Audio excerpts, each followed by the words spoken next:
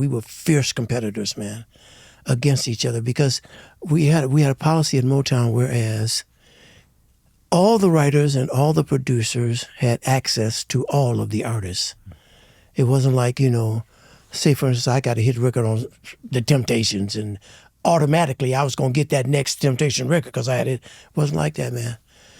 Everybody had access to all the artists, and if they liked your song, you were free to record it on them.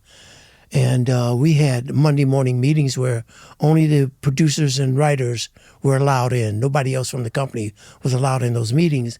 And we sat there and we critiqued each other's music to try to make it better. Wow. Even though we were competing against each other, we were there trying. Man, I'll use this as an example.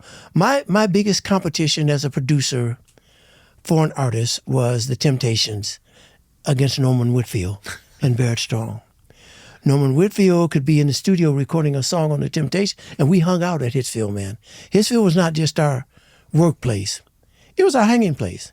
When you got back in off the road, if you had been on the road or somewhere, and you got back in, the first thing you did was to go home, change your clothes, and go to Hitsfield. Why? Because everybody's over there.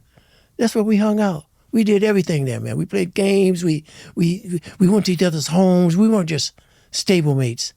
Artists that, knew each other from the same record company, and we said, hey, man, how you doing?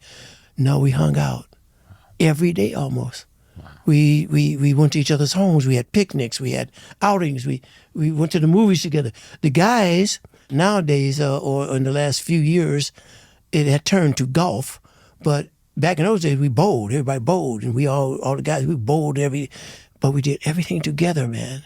And it was just a wonderful, wonderful place to be, and especially being a kid growing up in Detroit and not thinking that any of this was ever going to be possible. Yeah.